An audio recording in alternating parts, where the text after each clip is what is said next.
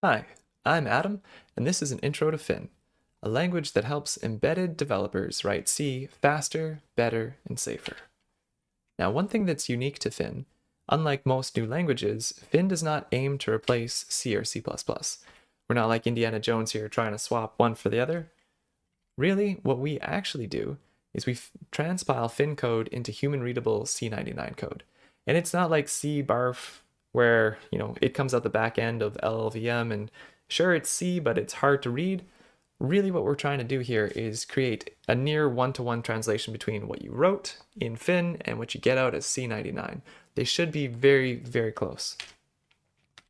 And another thing that's cool about Fin is that it works with existing projects. You don't have to rewrite everything in Fin. You can, add it to your project however it makes sense. Although you could write the entire thing in Fin if you wanted. And super important here, Fin does not require any heap usage or a garbage collector. We can support those, but that's not what we need. The huge goal for me is to have this be a language that works for any embedded systems developer, however you want to develop. Whether you're super safety conscious, like a lot of the work that I have to do, and I enjoy doing too, where we really try to stay away from the heap. Now, I actually really like C. Its simplicity, its efficiency, the control over memory and resources. And another huge, benefit to us targeting C is that there's a compiler for every target that we want, every embedded architecture that we care about. We don't have to stay stuck with the STM32s. Now, Fin is heavily based on C, but it's also a higher level language with many benefits. It's kind of like a modern C++ that is much simpler, way safer, and has really, really good tooling. And we'll talk about those points a little bit later. But, just thinking out into the future, maybe one day Fin will also transpile to C++, get like full C++ interop. We'll see what the interest is there. But for now, the primary goal, and always a primary goal, will be to target C and C99. The goals of Fin is to really make it easy for us to quickly write C code that is modular yet efficient. In C, these goals often conflict. You can have modularity or you can have efficiency. And again, no heap, no garbage collector required. We can go like full on bare metal. And another really big thing is that often when you're trying to test your C code, again, it comes with a conflict. There's always a trade-off. It's like you either have more modularity to make it easier to test, but then you lose some efficiency.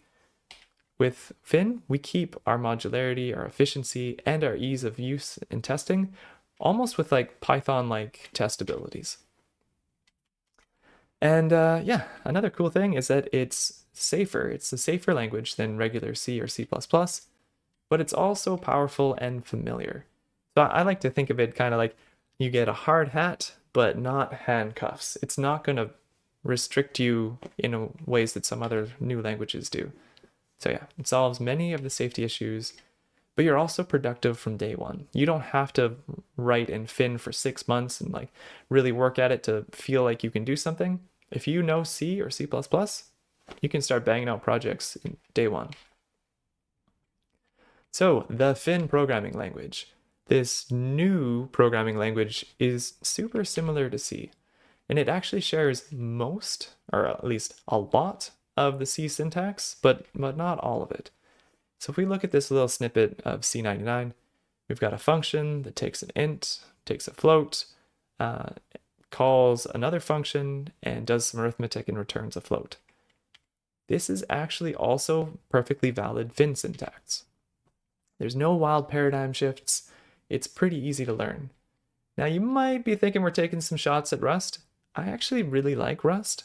I think it offers a lot, but it doesn't solve the problems that I have as an embedded developer who wants to target multiple languages and some other stuff that we'll get into.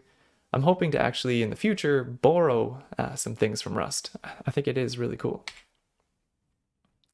Yeah, Fin is experimental, no doubt about it. What happens if the experiment fails? Well, really, because we're targeting or we're generating quality human readable C99, that's what you'd be left with. So it's not the end of the world. It's not like if you're writing in a language, let's call Zoot. Who knows if that exists? It might actually. Who knows? There's a billion languages out there. If you're writing in Zoot and the project fails, then you're left with a whole bunch of code you can't use anymore. That's not the case with Fin. You'd be left with like really good quality C99 code. Now, curb your enthusiasm, darn it. It's not ready. Many of the Fin concepts have been validated in prototypes, but there's no initial compiler release yet. Mainly because I've put a lot of time into this. I've been actually kind of tinkering away on this for like a decade. And I want to stop working in a vacuum chamber. I'm basically looking for feedback on direction and ideas, and yeah, see what people think. There's a lot of really smart people out there. Hopefully some of them take an interest and can provide some direction and, suggestions. All right, so we talked about quality human readable C99. Let's take a small example here. Here's some Fin code. It's a public class, a car. It's got some comments about the car that a user wrote. It's got a couple fields, also some more comments, and it extends the Fin object class. Don't worry about this. You're not getting actual fields. This is just for simulation and testing. Now the generated C99, at least the structure for this class, really matches as close as possible to what you wrote. So we keep the comments, we keep the white space, we keep your braces preference. Like really, we want to go one-to-one as much as we can. And this is a primary goal. It's not an afterthought. Sometimes new programming languages, either they tack on a C backend afterwards, and then what you get out of that backend is like obfuscated C almost. It's going to be a terrible time to debug. Also, some other programming languages, they'll target something like LLVM, where before it becomes C, it goes through a couple or like one or more intermediate representations, or if there's a bunch of optimizations that are performed first, yeah, the C that you get out doesn't look a lot like the code that you put in. And as an embedded systems developer, I want to be able to have like high quality debugging experience. I don't want to feel like I'm debugging assembly unless I really need to debug assembly. Hopefully that makes sense. All right, too long, didn't read. Fin is actually a subset of C# that's suitable for embedded. Again, no heap, no garbage collection at all. We'll explain how we do that later. So some flippant reasons for why I've done this, or why I'm planning this. Yeah, I guess I've done this. It's close enough to what I want. C language, or C# is close enough to what I want. Also, I'm lazy, and it's a ton of work to create an IDE, a debugger, package management.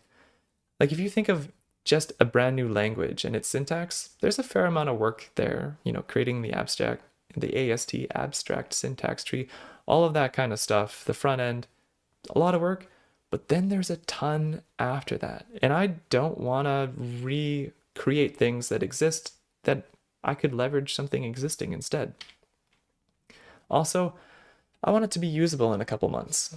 I want to be able to start banging out at least simple things in Fin in a couple months. It's not going to be perfect. It's not going to be fully feature complete, but it'll be ready to play with.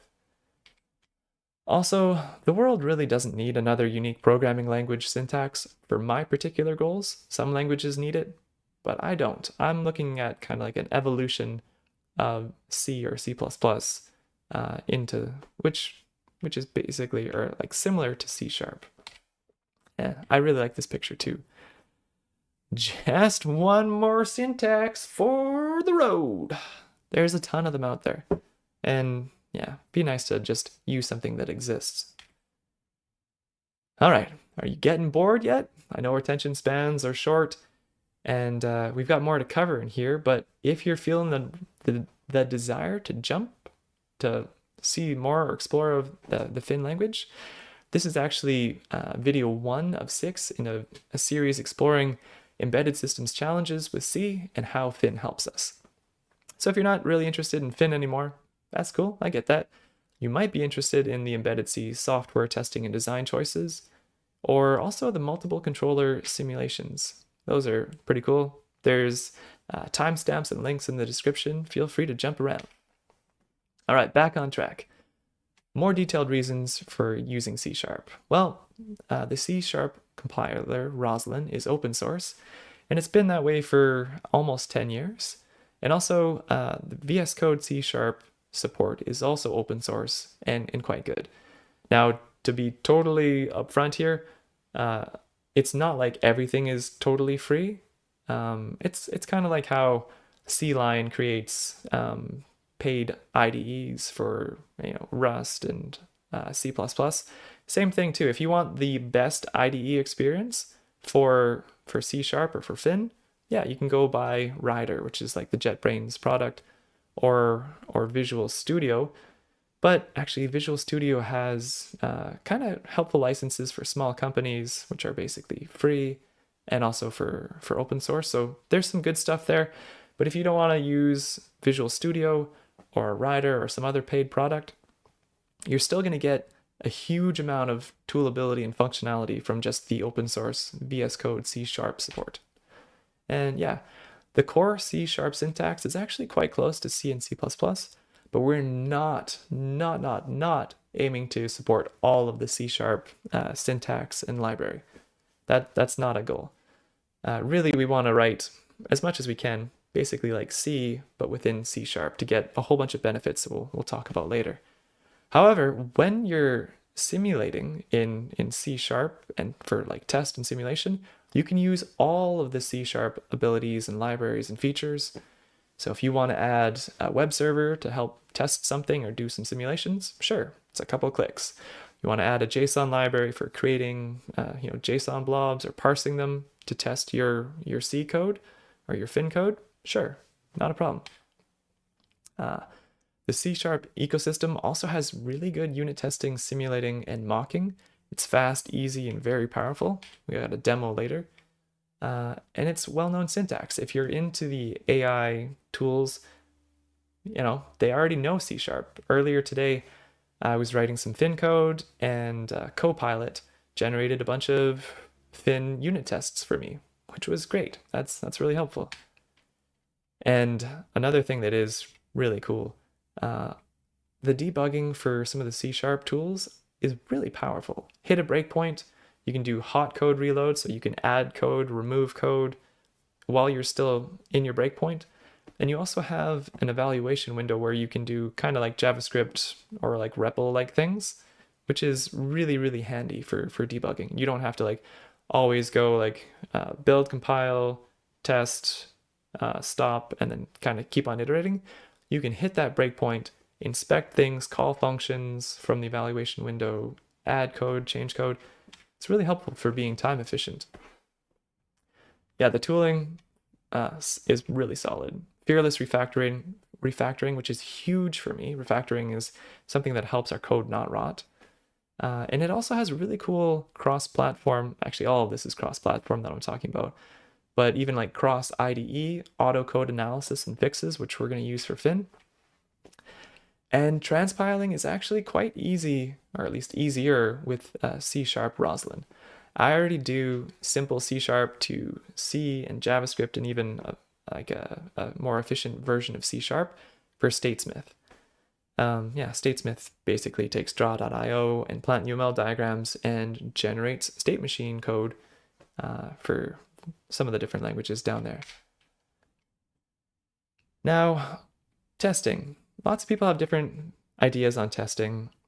I'm not a zealot on any one of them. All I know is that I want to make it easier for people to test code however they want to. And with C#, we have a lot of excellent libraries. Day one, we didn't have to write them that we can use. And if you're into mocking, it's incredibly simple to use. Here's a small example. So here's some Fin code here.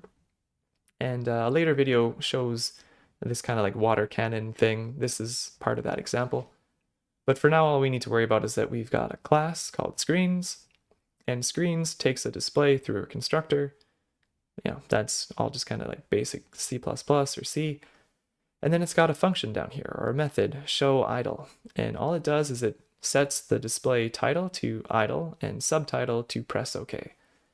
Now, to test it, this is the code that we have to write, and it's everything, which is really, really cool. And we'll talk about why. So you've got your arrange, act, and assertion sections here. First thing we do, in a single freaking line, one line, uno line, we get our mock display. We just say substitute for display, get our mock display. We feed that mock display to our screens constructor, and then we do our action. We say, okay, screens show idle. This is calling the method over there. And then to assert that the screens class did what we were expecting, this is some very human readable code down here. Mock display received the call set idle with, or sorry, set title with idle and set subtitle with press OK. That's pretty incredible, especially coming from a C background. Like, don't take that for granted. Yeah, so usually it's a ton, or at least a lot more work in C. And we didn't have to mix C with C++ for efficient unit testing. And actually, just to go back to there, that section on embedded systems testing talks through, or section by section, I mean that other video. It talks through a lot of the different challenges, and it's actually really cool. But if you don't quite understand, or maybe if you're newer to embedded systems development and C programming, definitely check out that video to show like how much work it is to do the equivalent of this slide here. Yeah, to do this in C, it's a lot of work, and that other video helps walk you through all of the different things that we just get for free with Fin. All right, back on track. Yeah, we didn't have to set up and maintain multiple test programs, like linking in different versions of something for a mock. We didn't have to handwrite a C++ mock interface in class using gtest macros. I actually like Google Test and Google Mock a lot. It is powerful, but when you're using it for C, it's also a fair amount of work. You got to use all these, like you have to create 2 classes here. You've got to use all these weird mock methods here. Plus, then you have to write more code that's going to link your C application calls to these C++ mocks. And then we get to the point of actually using Google Test and Google Mock to write our test code. With Fin, it was that one little snippet there, did everything for us. And we also didn't have to run custom mock generator tools, which sometimes can be bad for refactoring if you change things later.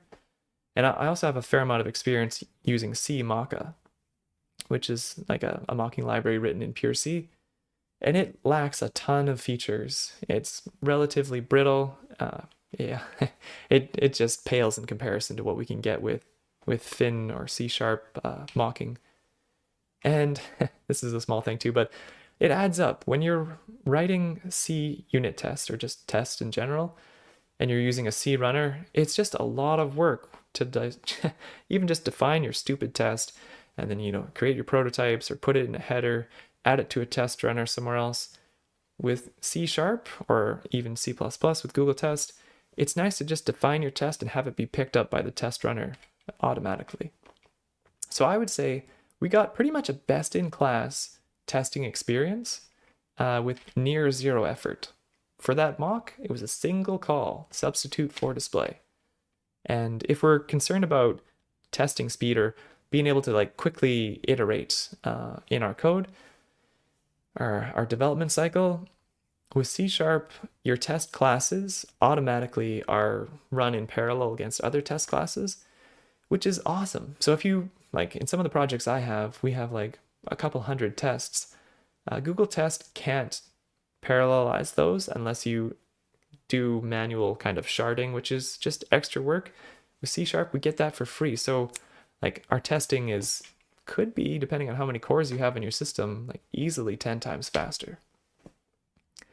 And if you're writing some small functionality, maybe you got a little bit of implementation code up here, in the same file, you can also add your test class there as well.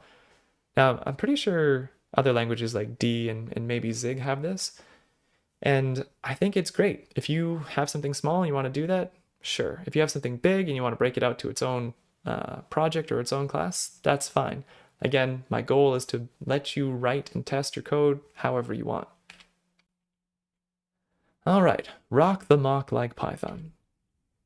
So if we kind of talk about how Fin is a little bit different from even just regular C#, usually in C#, mocking requires an interface like an iDisplay to work.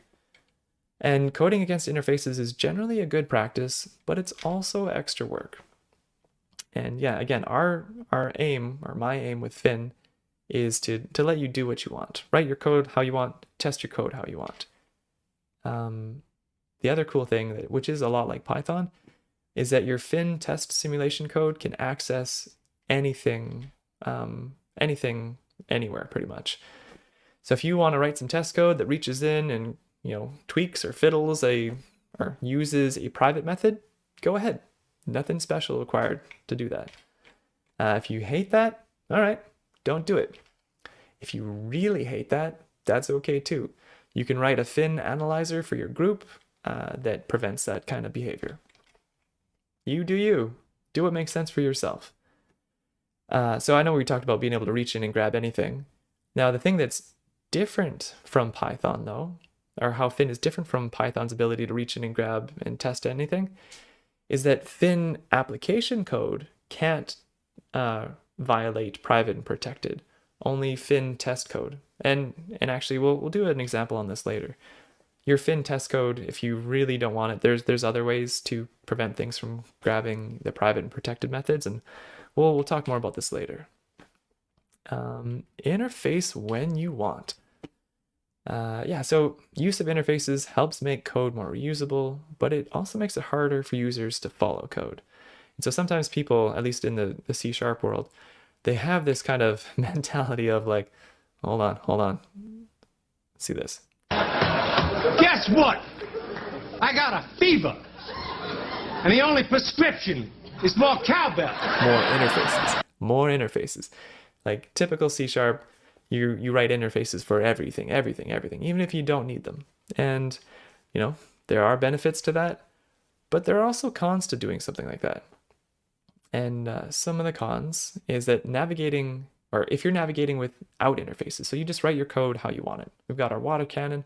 It uses a screens class, which uses a display class. That's easy. You can walk through the water cannon code, F12 to get to screens, F12, or navigate to symbol. Super easy. When you're using interfaces, or if you decide to use interfaces everywhere, at least my experience, I don't know if there's a better way of doing this, but you start at water cannon and you say, okay, water cannon uses iScreens. So you navigate to iScreens, and then you say, okay, find all the implementers of iScreens. Turns out for us in embedded, it's probably just screens. Okay, great. Screens relies on iDisplay. Navigate to iDisplay. Find all the implementers of display. Okay, it's just display. This is kind of pain in the butt, and really, if your target or like production code doesn't need runtime polymorphism or interfaces for a good reason, you don't need to add one just to support testing. Again, you do you. If you want to just pound out an implementation and get it working, cool, do that.